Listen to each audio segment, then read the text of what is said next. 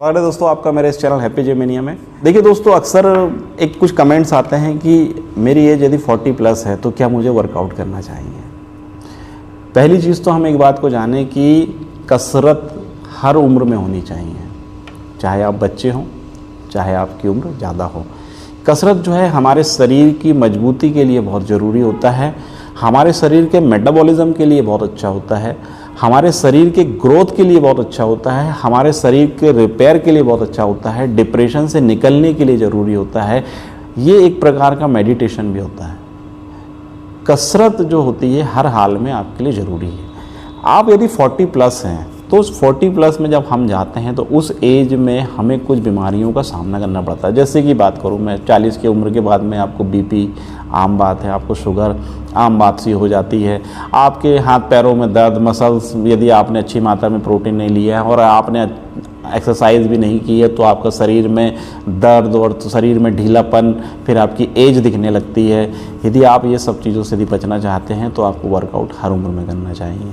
40 plus के बाद में यदि आप वर्कआउट करते हैं तो आपको सबसे बड़ा फ़ायदा ये मिलेगा कि जब हम 40 प्लस जाने तो हमारा, यदि मैं मेल की बात करूँ तो हमारा टेस्टोस्टेरोन लेवल जो होता है वो तो उस समय डाउन जाने लगता है।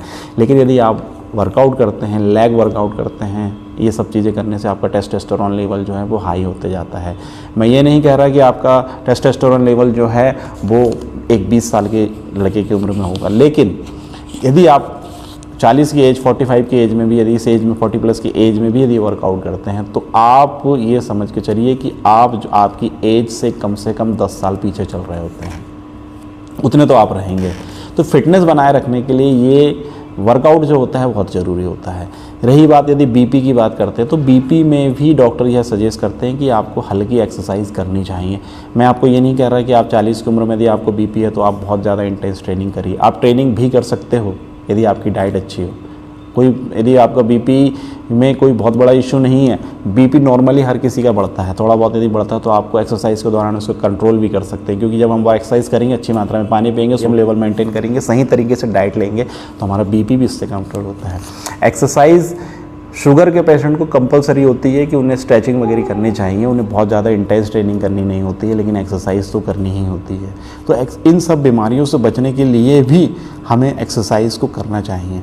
योगा भी आप कर सकते हो, आप वर्कआउट भी कर सकते हो, आप अखाड़ा कर सकते हो, कोई दिक्कत नहीं है। बोन डेंसिटी जो होती है एक्सरसाइज करने से बोन डेंसिटी कम नहीं होती दोस्तों, एक्सरसाइज करने से बोन डेंसिटी भी बढ़ती है, ये आपको फ़ायदा ही देगा। तो हर हाल में ओवरऑल यदि हम देखते हैं कि 40 प्लस की यदि हम एज में भी यदि होते हैं तो हमें वर्कआउट जो है वो ज़रूर करना चाहिए।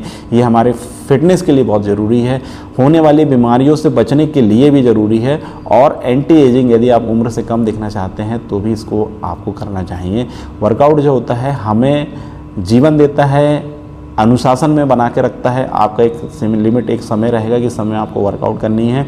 साइंटिफिकली प्रूव्ड है कि आपको एक दिन में कम से कम आधा घंटा एक्सरसाइज को देना चाहिए। यदि आप ऐसा यदि अपने आप को ये समय देते हैं तो आपका फिटनेस बना रहेगा। 40 प्लस की एज है आपकी, कोई इशू नहीं है, इस उम्र में भी आप वर्कआउट करें और आपके फिटनेस को पाएँ।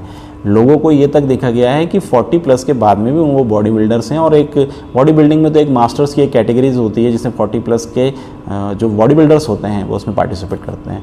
हमारे देश में ऐसे कई बॉडी बिल्डर्स हैं जो 40 प्लस होने के बावजूद भी बॉडी बिल्डिंग में नेशनल और इंटरनेशनल लेवल तक के प्लेयर हैं। तो दोस्तों, age does not matter, age just a number. हर उम्र में वर्कआउट किया जा सकता है और करना चाहिए फिटनेस के लिए। तो मैं हूँ Santosh Kumar, happy gym mania channel से। मेरी जानकारी पसंद आए तो मेरे चैनल को लाइक कीजिए, सब्सक्राइब कीजिए। धन्यवाद।